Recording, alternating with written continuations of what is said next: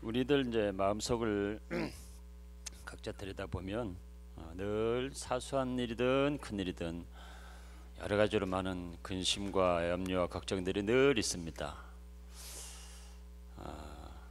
아무리 염려해도 키를 한 자도 더할 수 없다고 주님이 말씀하시고 염려하지 말라고 하시는데도 늘 우리 가운데 염려가 많습니다. 여러 생각들을 많이 하고 고민도 많이 하고 그럽니다. 저도 늘 교회에 대한 생각이 늘 있는데 즐거운 생각도 있고 좋은 생각도 있고 또 이렇게 잘 돼야 되는데 하는 데 염려도 있고 근심도 있고 그렇습니다.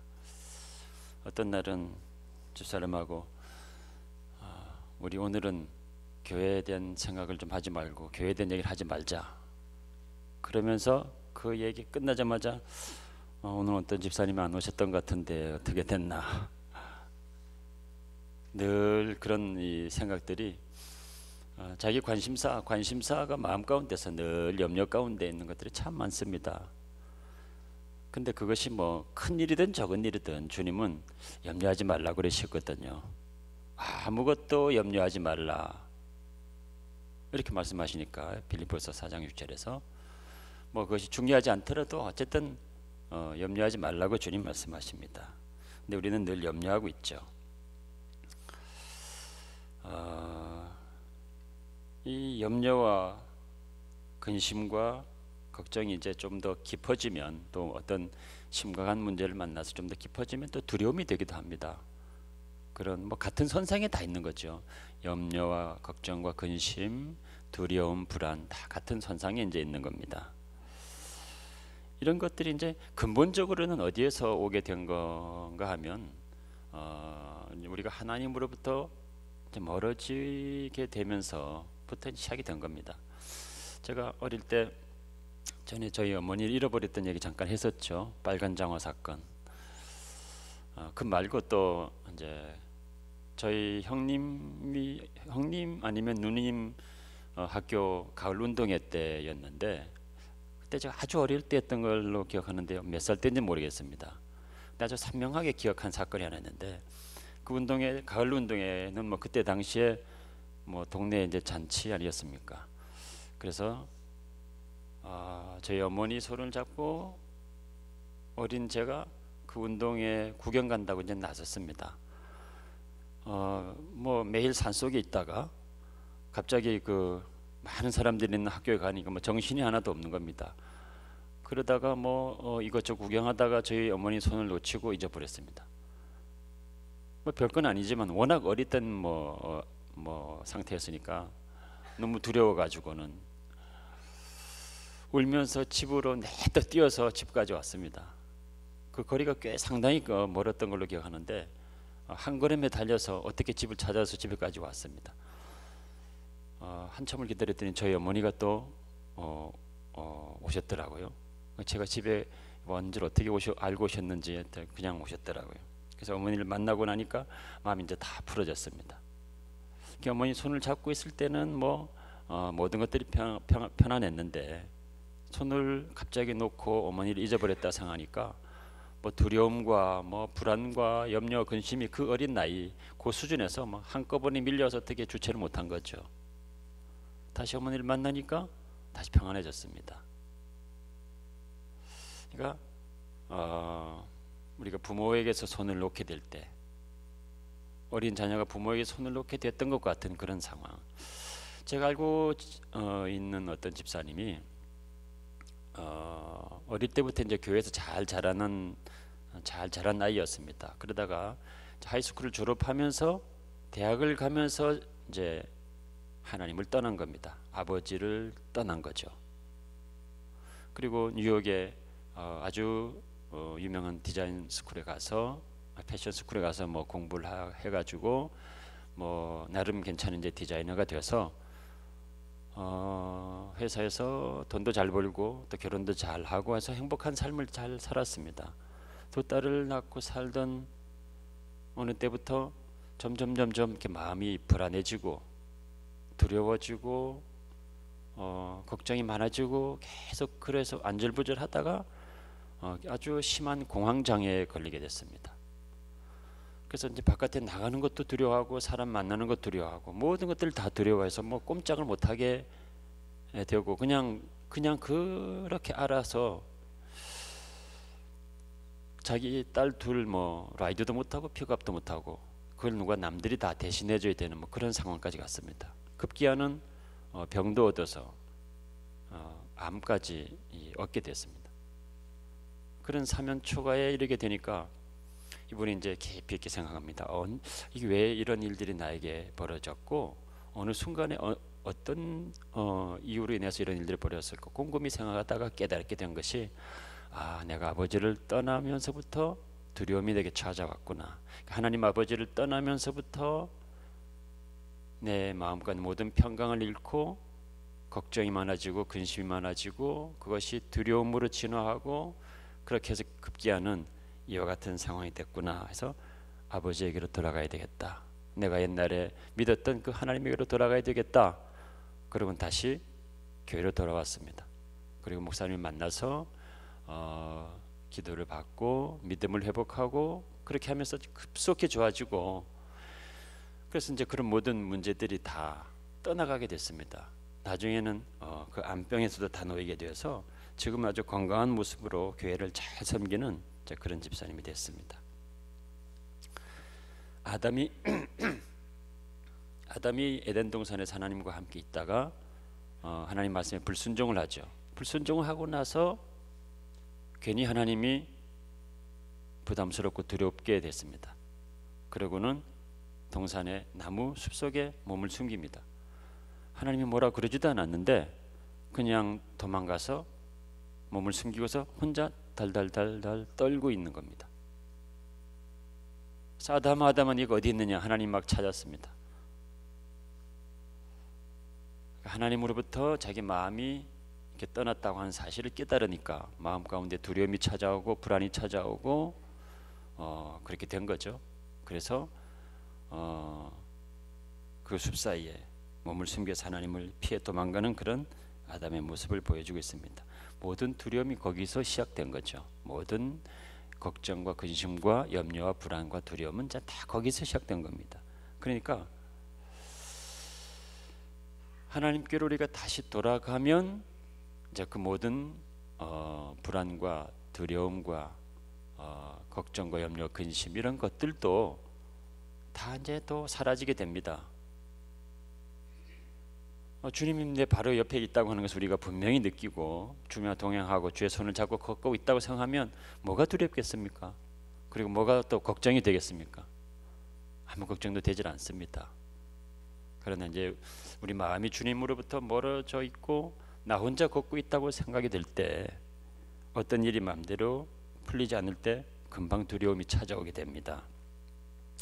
그래서 주님이 공생애를 이제 지나면서 제자들에게 계속해서 늘 한결같이 말씀하셨던 말씀 중에 하나가 너희는 마음에 염려하지 마라, 근심하지 말고 두려워하지도 마라. 이런 말씀은 여러 번 하십니다. 마태복음에서 이제 그 부분에 관해서는 처음 나오는 것이 재물에 관한 염려입니다. 재물에 관한 염려를 제일 먼저 말씀하신 것은 이제 우리들의 1차적인 염려가 재물에 대한 염려가 많다는 것을 이제 알고 그러신 거죠. 그래서 무엇을 먹을까, 무엇을 마실까, 무엇을 입을까 이 모든 것들은 다 사실은 이제 한마디로 말하면 재물, 돈에 관련된 염려입니다. 돈에 관련된 염려 그런 거 하지 마라. 들의 백합화나 하늘을 나는 새들을 봐라. 그들이 염려도 안 하고 근심도 안 하고 그렇지만 다 제대로 잘 살고 있고 하나님이 다 입히고 먹이고 다 그런다. 근데 너희들은 하나님의 자녀들인데 그러면서 우리들이 무엇을 먹을 건지 마실 건지 입을 건지 걱정할 필요가 전혀 없다. 하나님이 그런 건 다 알아서 공급을 하신다. 이제 말씀을 하시면서 이런 것은 이제 재물에 관한 염려라고 하더라도 재물이 없을 때 극단적인 어떤 궁핍한 상황이 될 때 극단적으로 모자라게 될 때 그런 것 가지고 그런 상황에서도 염려하지 말라 이런 말씀이죠. 디모데전서 6장 5절에서는 너희들이 먹을 것과 입을 것이 있는데 뭘 염려하느냐. 먹을 것과 입을 것만 있으면 다른 건 염려할 필요가 없다. 이런 말씀하십니다. 먹을 것과 입을 것 이런 것들은 하나님이 다 공급해 주시는데 그 나머지는 그냥 하나님께 맡기면 되는 거다. 그런 거 가지고 염려하고 또 고민하고 하는 거 다 쓸데없는 거다. 이런 말씀을 본문에서 이제 이렇게 말씀하셨습니다. 그럼 재물이 많으면 또 편안하냐? 그러면 뭐 재물이 적어서 그렇다고 한다면 재물이 많으면 또 그럼 다 뭐 평안한 거냐? 어떤 부자 청년이 이제 복음서에 등장합니다. 요한복음 빼고 다 나오는 그 이야기입니다. 어떤 부자 청년인데 주님을 따르는 제자가 되려고 나왔는데 주님께서 그 청년에게 얘기하죠. 아주 핵심을 찌르는 한 말씀을 하십니다. 너가 재물을 많이 가지고 있는데 그 재물을 너가 정말 이웃을 사랑한다면 다 팔아가지고 가난한 이웃들에게 다 주고 나를 쫓을 수 있겠느냐? 그랬더니 이 청년이 그거는 못하겠거든요. 재물이 왜냐하면 뭐 어느 정도면 팔아가지고 가겠는데 너무 많으니까 너무 많은 재물을 다 팔아가지고 하기는 너무 아까운 겁니다. 그래가지고 마음 가운데 너무 근심이 됐습니다. 재물 때문에 근심이 된 겁니다. 그것도 많은 재물 때문에 근심이 된 거죠. 그래서 이 청년은 그냥 근심을 하다가 끙끙 앓다가 그냥 떠났습니다. 주님을 따르려고 했는데 따르지 못하고 떠났던 이유는 많은 재물 때문에 근심이 돼가지고 떠났더라 이런 얘기를 합니다. 그러니까 재물이 많다고 또 근심이 안 되는 것도 아니고, 그러니까 결론은 뭐냐면 이 재물로 인한 염려는 많고 적음 때문에 문제가 되는 것이 아니고 재물이 적다고 우리에게 염려가 되는 것이 아니고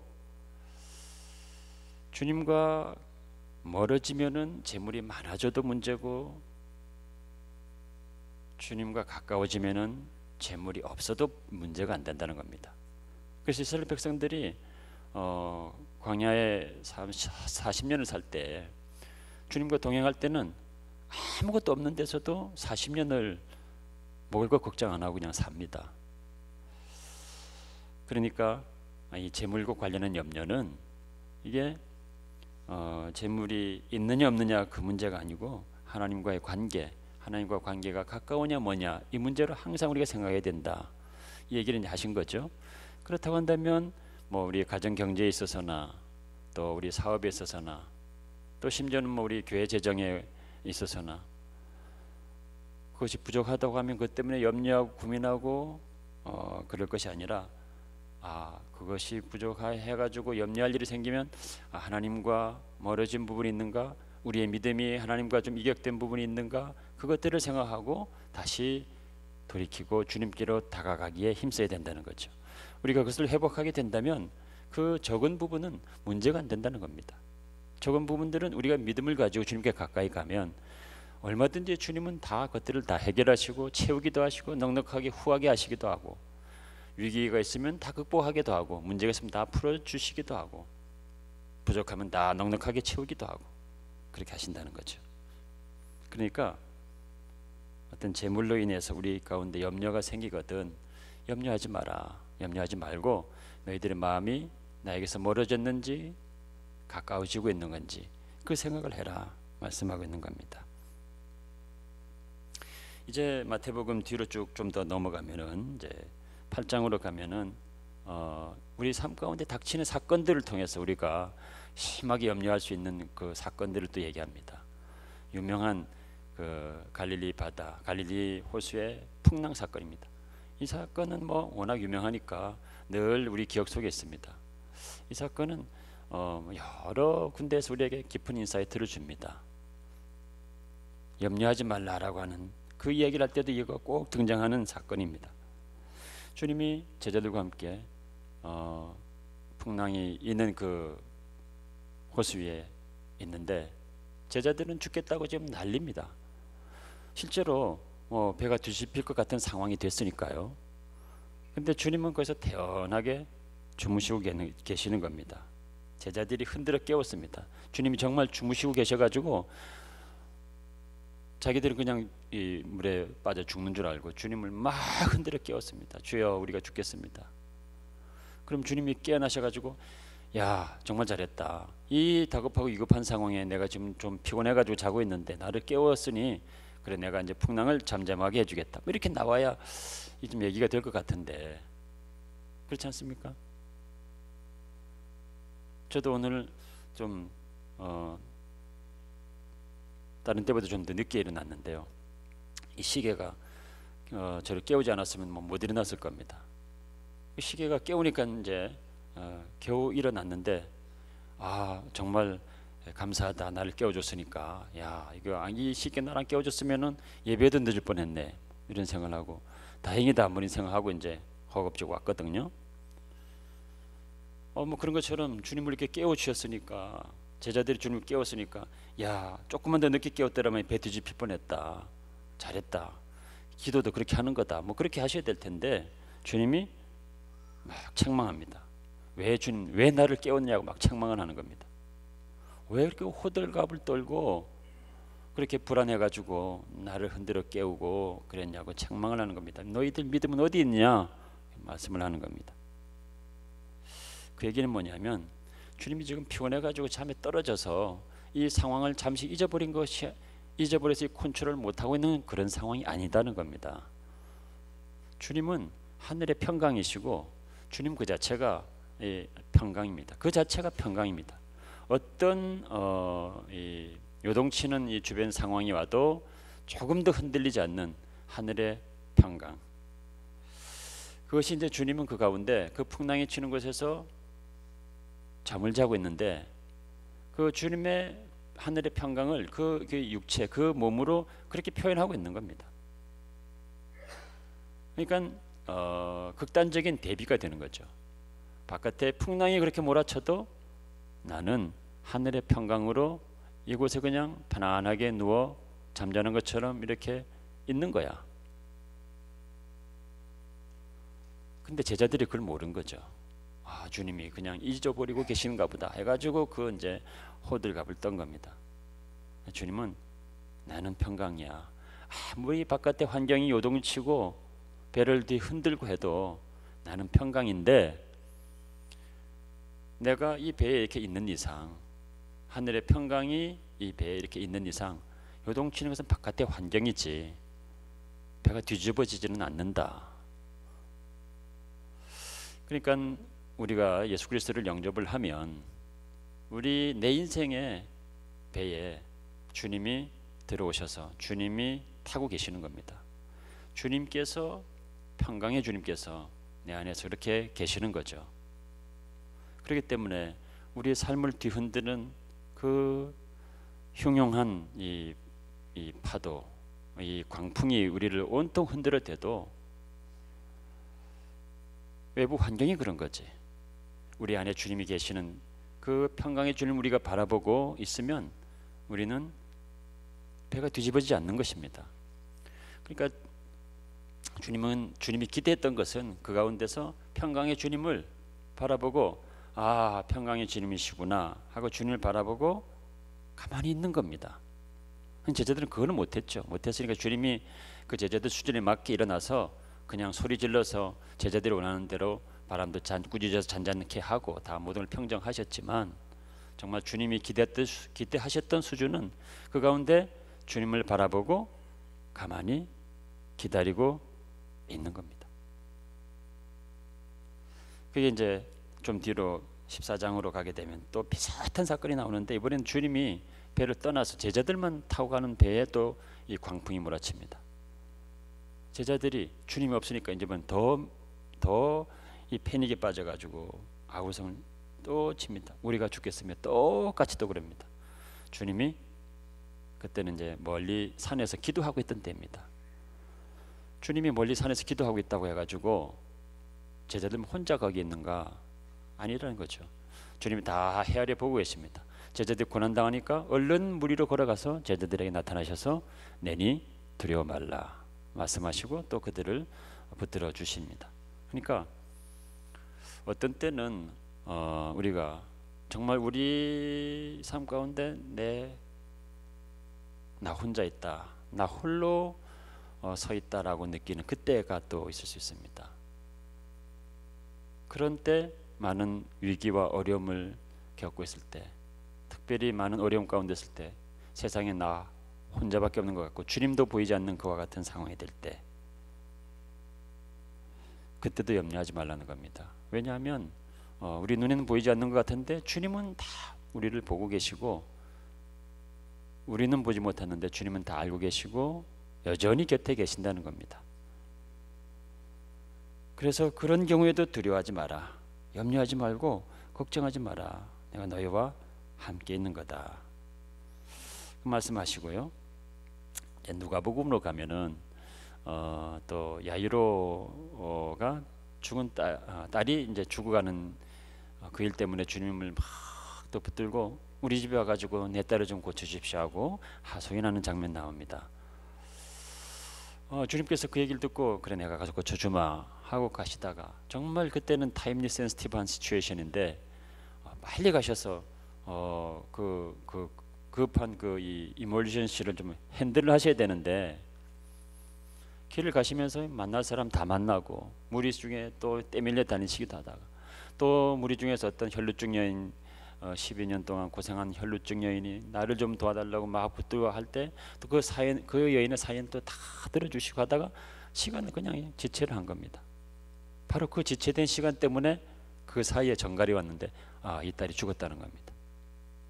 그러니까 야이로가 얼마나 낙심이 되고 이제는 모든 것들이 다 끝났구나, 딸이 죽었다는데.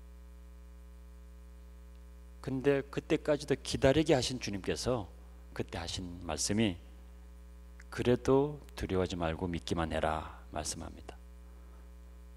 그러니까 그런 소리를 들어도 괜찮다 이런 뜻이 아니라, 그런 상황에서도 평강의 주님, 평강의 주님을 바라보고 믿음을 갖고 있으라는 겁니다. 모든 것이 다 끝난 것 같은데요, 더 이상 이제 기회가 없을 것 같은데, 그래도 평강의 주님을 바라보고 있으면 그런 상황 가운데서도 그 상황조차도 다 수습하시고 회복을 시킨다는 겁니다. 그래서 결국 그 죽은 딸이 살아납니다. 그러니까 죽을 것 같습니다, 배 위에서 죽을 것 같습니다, 주여 주여 주여. 그때도 주님이 나는 평강의 하나님이다, 두려워하지 마라, 걱정하지 마라, 그렇게 말씀하셨던 주님이 이제는 내 딸이 죽었답니다, 모든 것이 다 끝났습니다, 그러는 야이로에게도 두려워하지 마라, 걱정하지 마라, 그러고는 그 딸을 살리시더라 이 말이죠. 그러니까 어떤 경우가 생겨도 평강의 주님은 요동하지 않습니다. 전혀 당황하지 않고 동일하게 말씀하시는 거죠. 걱정하지 마라, 두려워하지 마라, 나는 평강의 하나님이다, 나를 의지하고 나를 바라보라, 나를 가만 바라보고 있으면 모든 문제가 다 지나가고 다 해결이 된다는 말씀을 하신 겁니다. 이제 제자들과 함께 이렇게 사시던 주님께서 이제 제자들 두고 떠날 때가 되었습니다. 그래서 십자가를 지고 떠날 때가 되니까 내가 너희들을 떠나갈 거다. 그러니까 제자들이 또 마음껏 두려움이 생겨가지고 걱정 근심으로 가득 차서 두려워하게 됩니다. 그럴 때 요한복음 14장에서 너희는 마음에 근심하지 말라, 하나님을 믿으니 또 나를 믿으라, 내 아버지 집에 거할 곳이 많도다, 그렇지 않으면 내가 너에게 일렀으리라, 내가 너희를 위하여 처소를 예비하러 가노니 내가 너희를 위하여 처소를 예비하면 다시 너희에게로 와서 너희가 너희를 영접하여 나 있는 곳에 너희도 있게 하리라 말씀을 하시고, 두려워하지 말라, 염려하지 말고 근심하지 말라 이렇게 말씀합니다. 그게 뭐냐면 너희들은 어디에서 왔는지 알고 또 이 땅에서 무엇을 해야 되는지도 알고 어디로 돌아가야 될지도 알게 되는 사람들이다. 그러니까 염려할 거 하나도 없다는 겁니다. 그러니까 우리가 어디로 왔는지도 알고 어디로 가는지도 분명히 아는데 뭐가 염려할 게 있겠느냐. 그럼 이 땅에서 우리 잠시 사는 이 시간도 어떻게 준비하고 보내야 되는지 어떻게 살아야 되는지도 분명히 알게 되니까 염려할 것 없다는 거죠. 그 말씀을 한 겁니다. 복음성가 가사 중에서 이런 내용이 있습니다. 이제 친구들이 모여가지고 하루 종일 놀고 있는데 갑자기 저녁이 되어서 이제 집으로 들어갈 시간이 되어서 집으로 다 돌아간다. 근데 집이 없는 아이, 돌아갈 곳이 없는 아이는 얼마나 마음이 불안하고 두렵겠는가, 뭐 그런 내용의 가사가 있거든요. 하루 종일 놀다가 돌아갈 집이 없는 아이는 얼마나 마음이 걱정이 되고 불안하겠습니까? 그러나 들어갈 집이 있는 아이들은 걱정이 하나도 없는 거죠. 그러니까 너희들이 있을 곳을 내가 다 예비했다. 너희들은 돌아갈 집이 있는 자들이다. 그러니까 염려할 거, 이 세상에 살면서 염려할 거 아무것도 없거니와 잠시 있는 동안에도 무엇을 하면서 준비될지도 알게 되니 염려할 거, 걱정할 거 아무것도 없다. 하늘에 소망을 두고 오직 살아라, 이 말씀만 한 겁니다.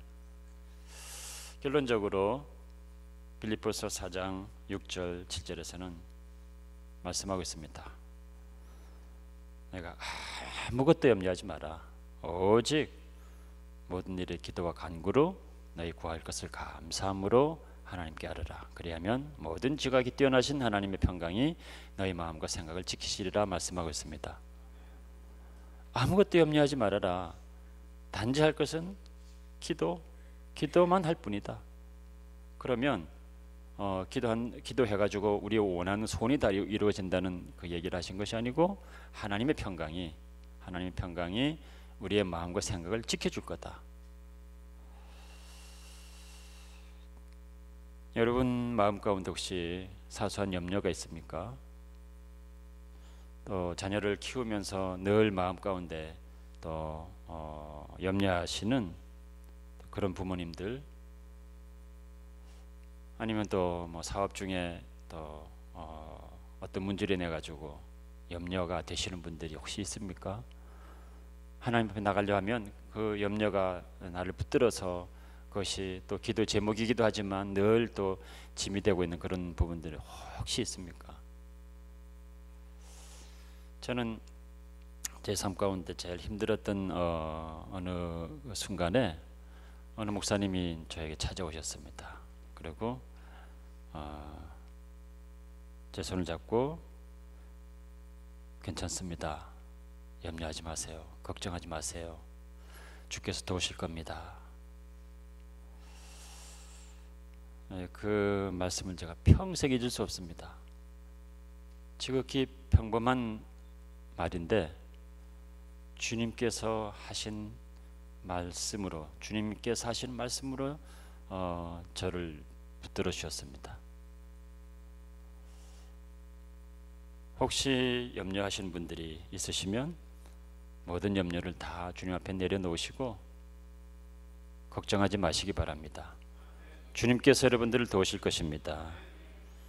하나님 아버지 감사하고 감사합니다. 사랑하는 우리 모든 식구들 주의 은혜 가운데서 지켜 주옵소서. 마음 가운데 사소한 염려와 근심, 자녀들을 위한 염려, 교회를 위한 염려, 사업을 위한 염려, 여러 가지 우리의 일들을 위한 또 근심과 걱정, 우리 가운데 참으로 떠나지 않고 늘 그 가운데 우리가 눌려 있는 때가 많습니다. 어떤 분들은 하나님 또 두려움 가운데 있는 분들이 있을지 모르겠습니다. 이제 모든 무거운 짐들을 다 하나님께 내려놓사오니 하나님께서 그 모든 것들을 가져가시고 저들 마음 가운데 평강이신 주님께서 저들의 마음 가운데 평강을 주옵소서. 하나님이여, 우리가 정말 풍랑을 만나서 배가 깨어지는 것 같은 그런 상황에서도 우리가 평강의 주님을 바라볼 때 우리를 온전히 지켜 주옵소서. 하나님 아버지, 배가 깨어진 것 같이 모든 것들이 다 끝났다고 여겨지는 상황에서도 평강의 주님을 바라볼 때 모든 것들이 회복되게 하여 주옵소서. 하나님 아버지, 상실한 심령, 상한 심령이 있다면 우리 평강의 하나님께서 저들 위로하여 주옵소서. 예수님 이름으로 기도합니다. 아멘.